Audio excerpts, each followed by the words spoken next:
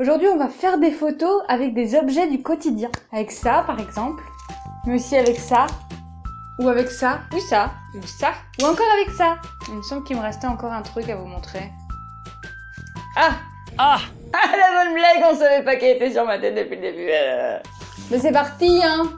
Du coup, ça, on n'a pas besoin. Poubelle. Ça, pas besoin non plus. Hop. Poubelle aussi.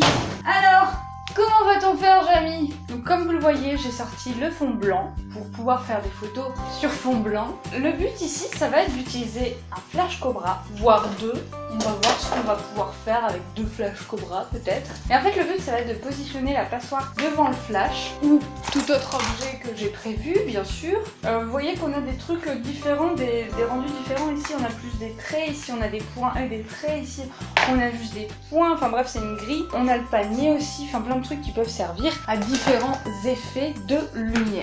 Donc, je pense que vous avez déjà vu ce genre de technique. C'est des trucs qui déjà été vu et revu, mais je n'ai jamais fait le test, j'ai envie de faire le test, et peut-être que certains d'entre vous ne connaissent pas cette technique, donc ça peut permettre de voir ça ensemble. Puis du coup on va pouvoir voir quel réglage mettre, quelles sont les petites astuces, les petits trucs qui nous permettent de faire ce genre de photos. Donc aujourd'hui ça va être de l'autoportrait avec des filtres de lumière grâce à des ustensiles du quotidien. J'ai aussi prévu un tabouret, ce qui va me permettre de pouvoir m'asseoir sans avoir quoi que ce soit derrière mon dos et donc ne pas affecter le portrait, mais pour dire de pouvoir garder la même mise au point étant donné que l'appareil photo est sur trépied, donc c'est quand même plus simple pour l'autoportrait d'utiliser un tabouret. Comme ça je suis sûre de toujours être au même endroit. Je vais utiliser une ouverture qui soit pas trop grande, on va aller aux alentours de f8, surtout que en plus de ça on aura une lumière avec des flashs, donc on pourra régler la puissance de la lumière. On a bien sûr un 200e de seconde pour la vitesse étant donné qu'on a la synchro flash, et pour les ISO, et on va rester au minimum à 100. Ici on va vraiment s'occuper principalement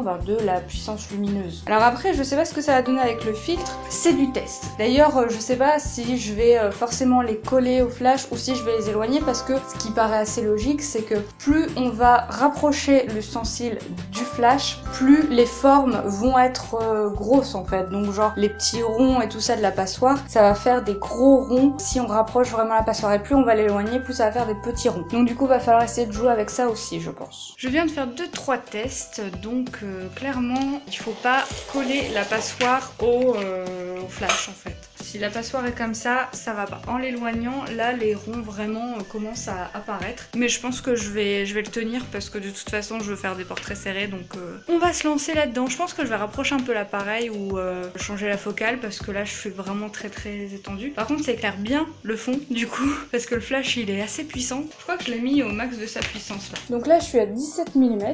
Là, je suis à 28-30 mm à peu près. Et là, je suis à peu près à 50. En gros, l'idéal, ce serait 50, je pense. Ou alors du 35 et je vais me rapprocher. Ouais, je pense que je vais faire du 35 et je vais me rapprocher parce que moi, je suis sur APS-C. Puis d'ici, je pourrais plus facilement faire la mise au point en plus. Là, la lumière, vous voyez, est pas assez puissante parce qu'elle est trop diffuse. Le but, c'est vraiment d'avoir une lumière dure qui va venir traverser ça. Par exemple, la lumière du soleil, c'est très bien pour ça. C'est une lumière qui fait des ombres très marquées et donc il faut une lumière dure comme ça. Là, c'est une lumière beaucoup trop diffuse, beaucoup trop douce, donc vous voyez, ça rend rien du tout. Par contre, la lumière du flash, ça rend quelque chose de cool, mais à condition de le mettre plus éloigné de la source lumineuse. Pour faire la mise au point, je me mets à ISO 12800 avec le retour en fait, et comme je peux atteindre assez facilement l'objectif ici, ça me permet de pouvoir faire la mise au point d'ici. Et je me mets à f8, comme ça j'ai aussi une profondeur de champ plus grande. Alors je vous dis pas que ça va être simple avec cette méthode là. Si par contre vous avez la possibilité de connecter votre appareil à un PC ou quoi, c'est plus simple de le faire comme ça. Je crois qu'avec le téléphone portable aussi on peut le faire. Mais moi je sais pas du tout comment.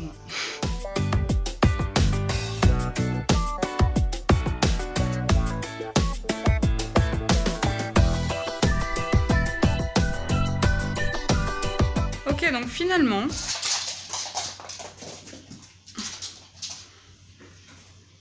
finalement, ce que j'ai fait, c'est que je me suis mise à une vingtaine de millimètres. J'ai éloigné donc l'objectif du tabouret ici. Du coup, je me dis que je vais gagner en profondeur de champ. On va faire le test ensemble. Alors, ne pas oublier d'enlever le live view pour que le flash se déclenche. Sinon, le flash ne se déclenche pas.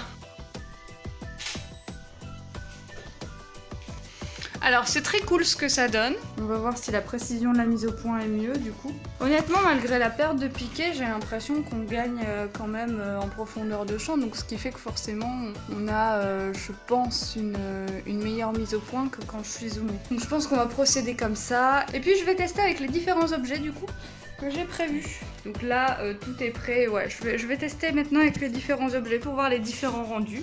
Et donc je vous laisse en musique.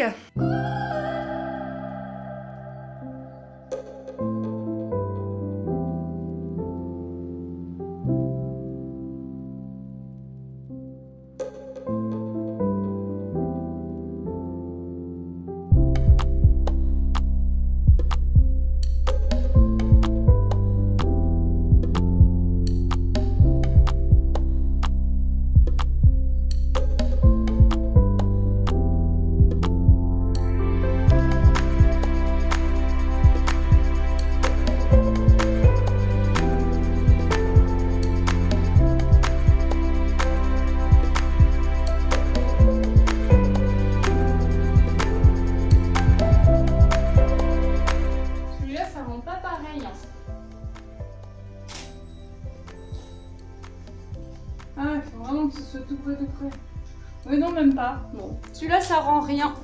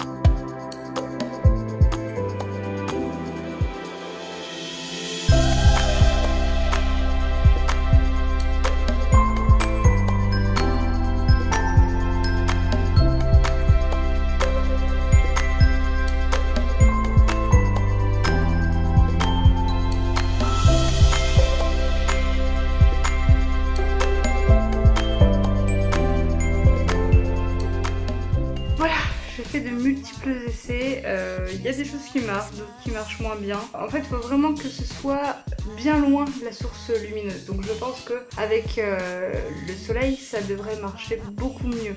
Là, forcément, le flash était un peu trop proche de moi, ce qui faisait que c'était très diffus. Le mettre directement sur le flash, j'ai vu du coup que ça ne marchait pas. Par contre, si on le tient trop près, si l'objet est trop petit, c'est un peu compliqué pour que ça couvre tout le visage. En tout cas, c'est très cool. J'aime beaucoup l'effet que ça donne et bah écoutez, je pense que les résultats vont être plutôt cool et je pense avoir quelques photos vraiment sympas quoi. Donc voilà, c'est une idée de petits tips créatifs comme ça qui peut vous permettre d'avoir une lumière différente avec un jeu d'ombre qui est assez cool à mon goût et bah du coup je vous souhaite plein de bonnes photos et puis je vous dis à demain pour une nouvelle case en moins.